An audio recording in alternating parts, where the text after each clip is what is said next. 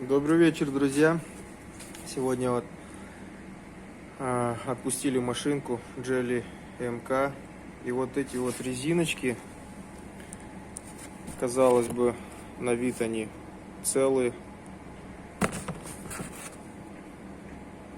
Ничего,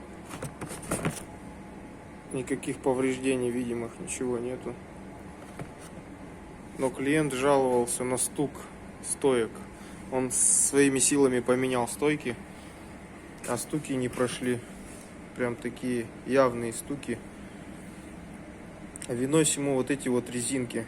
Новые резинки на миллиметров 5 толще, чем старые. Так что если у вас есть проблема такая на Jelly, ну, в принципе, везде, где стойки прикручиваются к кузову, сзади к стаканам, везде так ставятся вот наподобие таких резинок, какой-то другой конфигурации. Вот. Они проседают, даже так на ощупь они становятся жесткими. Где-то резинки разбиваются. Вот это вот одна из причин стуков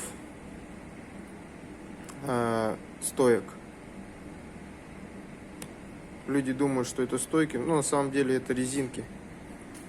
Просто резинки изнашиваются, они проседают, уплотняются, как бы появляется люфт.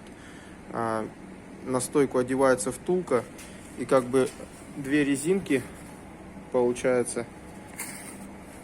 Ты их максимально вот сжимаешь до втулки, и все, больше ты их не сожмешь. А со временем они проседают, и получается вот такой вот люфт, небольшой люфт. И вот этот ход стойки, он и создает как раз таки стук. Об стакан бьет. Вот и все. Такое вот короткое видео.